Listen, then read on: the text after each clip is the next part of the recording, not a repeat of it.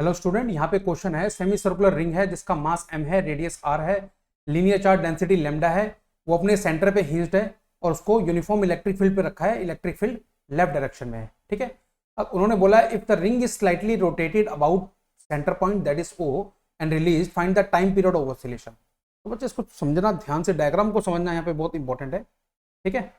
मैं क्या करता हूँ, इसको रोटेट करवा देता हूँ, ठीक है ना। इस पॉइंट के अराउंड रोटेशन है, तो बड़ा वाला डायग्राम देखो, मैं एक एंड ए ले लेता हूं, ये एंड ए ले लिया ऊपर वाला, ठीक है। बस प्रॉपर लिख लेते हैं इसको, ऊपर वाला जो एंड है उसको मैंने ए ले लिया, तो ये एंड क्या होगा, बी होगा।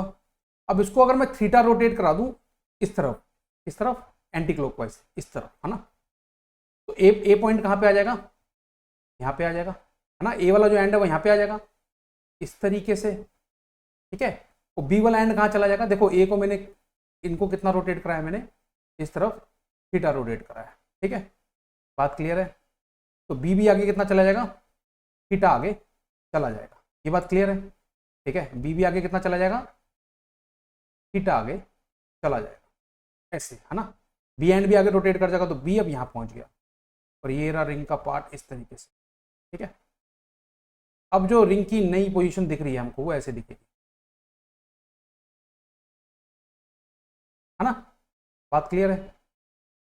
अब बात को बहुत ध्यान से समझो, अगर मैं सिमेट्री के हिसाब से देखूं तो जो ए की नई पोजीशन है यहाँ पे, वहां से एक वर्टिकल लाइन बनाता हूं ऐसे, ठीक है। बना ली वर्टिकल लाइन, ठीक है। और इसका जो रेडियस है वो कैपिटल आर दे रखा है, तो ये भी कैपिटल आर होगा, ये भी कैपिटल आर होगा, ये बात क्लियर है, ठीक है। तो अब बहुत ध्यान से समझना आप इस बात को कि जो वर्टिकल लाइन मैंने ए से खींची है, ए की नई पोजीशन से, देखो ए की इनिशियल पोजीशन के लिए आई लिख देता हूँ, ए की फाइनल पोजीशन के लिए यहाँ एफ लिख देता हूँ, बी की इनिशियल के लिए आई यहाँ पे, फाइनल के लिए एफ यहाँ पे, ठीक है।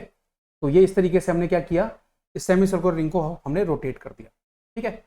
अब आप इस बात को बहुत ध्यान से समझना कि इस केस में हर एक छोटी एलिमेंट के ऊपर, छोटा सा एलिमेंट मैं यहाँ पे लेता हूँ, देखो ऊपर वाले पार्ट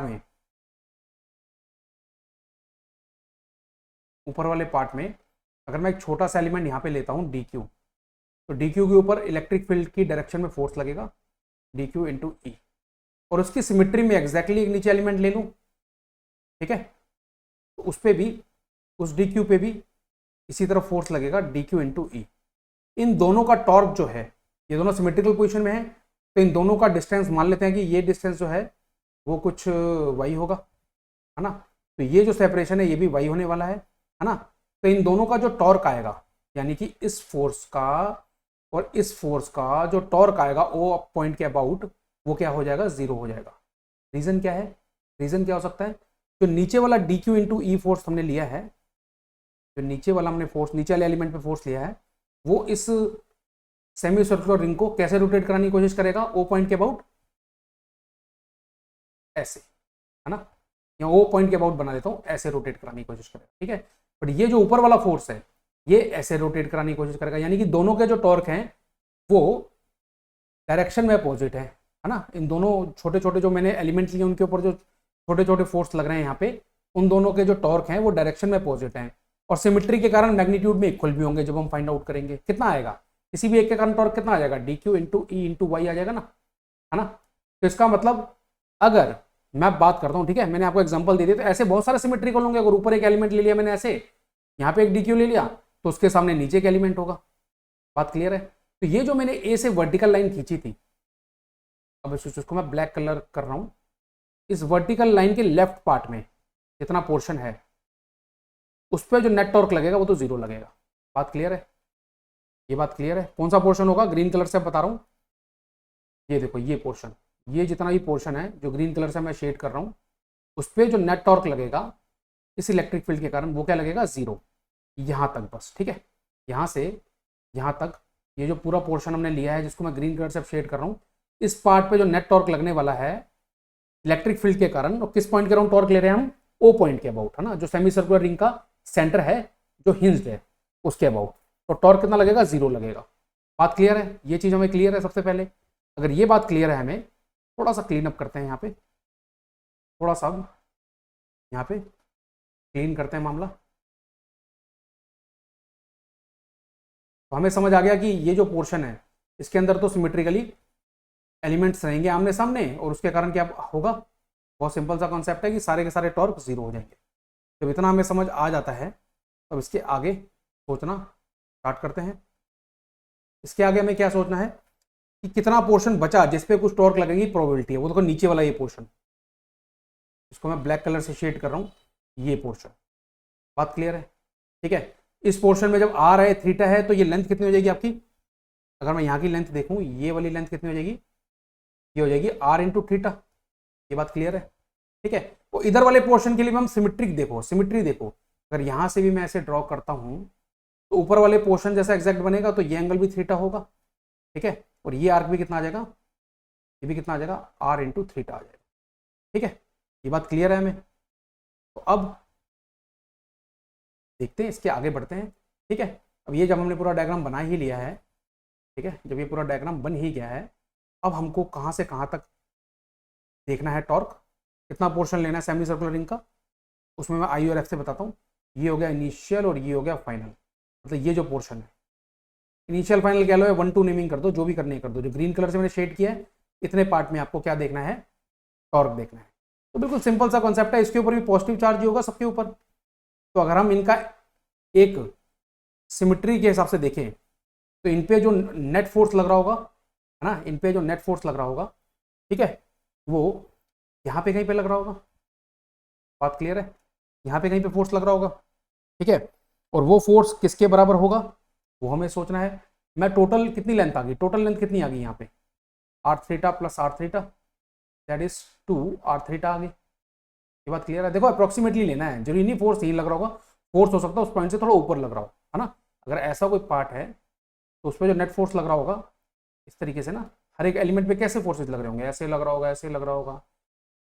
बात क्लियर है ना? तो इन सब जो आपकी एवरेज निकालोगे तो यहाँ पे कोई एक पॉइंट आएगा, तो वो अप्रोक्सीमेटली मैंने यहाँ पे ब्लू कलर से दिखा दिया। ठीक है। क्योंकि आप जानते हो कि ऑसिलेशन के अंदर छोटे मोटे डिस्टेंस को हम क्या करते हैं, नेग्लेक्ट करके चलते हैं, या ये कह लीजिए कि कंसीडर करके चलते हैं कि छोटा सा डिस्टेंस है ना। तो एल लेंथ आ गई। अब लेंथ आ गई तो टोटल चार्ज कितना होगा यहाँ पे, इस छोटे से पोर्शन में नीचे वाले पे जो टोटल चार्ज होगा वो होगा लैम्डा इंटू एल होगा।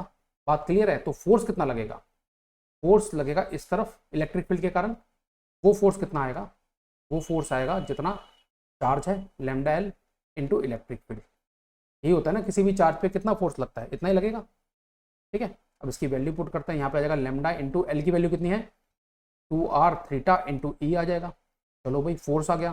तो टॉर्क को कैसे लिख सकते हैं, जब ये फोर्स इस तरफ एक्ट कर रहा है, देखो डायग्राम में देखो नीचे ब्लू कलर से आपको दिखा रहा हूँ, जब ये फोर्स इस तरीके से एक्ट कर रहा है तो कितने सेपरेशन पे है, अप्रोक्सीमेटली आर सेपरेशन पे है ओ पॉइंट से, तो टॉर्क कितना लग जाएगा, है ना। इसका जो लाइन ऑफ एक्शन है, जो नेट फोर्स हमने लिया है यहाँ पे, इसका जो लाइन ऑफ एक्शन है ना, उसका परपेंडिकुलर डिस्टेंस ओ से कितना है, रेडियस ही है आर, तो टॉर्क कितना आ जाएगा, आर इंटू एफ आ जाएगा। तो एफ की वैल्यू पुट करते हैं, lambda into 2 into R theta E. Torque कितना आ गया, टॉर्क आ जाएगा 2 lambda R square theta E. बात क्लियर है? ये हमारा क्या आ गया, टॉर्क आ गया। ये बात क्लियर है? अब ध्यान देना, ये जो टॉर्क आएगा ये कैसे रोटेट कराने की कोशिश करेगा, ओ पॉइंट के अबाउट, इसको ऐसे क्लॉकवाइज, है ना, यानी कि थीटा के अपोजिट। थीटा देखो ऊपर कैसे है, थीटा एंगल हम यहाँ से ऐसे मेजर कर रहे हैं, है ना, थीटा को मैं हाईलाइट कर रहा हूँ ऊपर, थीटा एंगल हम ऐसे मेजर कर रहे हैं और टॉर्क अपोजिट लग रहा है। तो इसका मतलब अगर टॉर्क की वैल्यू मैं यहाँ आई इंटू अल्फा पुट करता हूँ तो अल्फा क्या होगा, जो अल्फा होगा वो थीटा के अपोजिट होगा, तो हम उसको ले सकते हैं minus I into alpha, that is equal to torque की value 2 lambda R square theta E, 2 lambda R square theta E आ गया।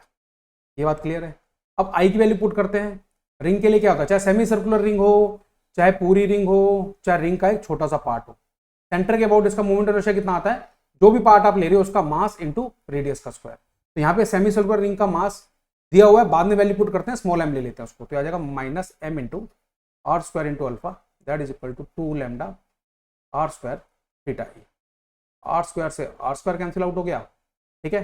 अल्फा की वैल्यू कितनी आ गई, minus 2 lambda E upon M into theta. अब ये जो इक्वेशन है ना, ये हम जब रोटेशन में ऑसिलेशन होता है ना, जब रोटेशनल मोशन में कहीं ऑसिलेशन हो रहा है तो उसकी इक्वेशन आती है। वो इक्वेशन क्या होती थी? वो होती थी alpha equal to minus omega square theta. तो यानी कि ओमेगा स्क्वायर, अगर मैं इन दोनों इक्वेशंस को कंपेयर करता हूँ तो ओमेगा स्क्वायर कितना आ जाएगा? 2 into lambda into E by M. बात क्लियर है? ठीक है, अब पुट करते हैं वैल्यू। 2 इंटू लेमडा कितना दिया हुआ है? 2 दिया हुआ है। ई कितना दिया हुआ है? वो भी 2 दिया हुआ है, डिवाइडेड बाय एम। एम भी कितना दिया हुआ है? 8 दिया हुआ है। ओमेगा स्क्वायर की वैल्यू 1 आ गई, यानी कि ओमेगा की वैल्यू 1 आ गई। तो टाइम पीरियड क्या होता है?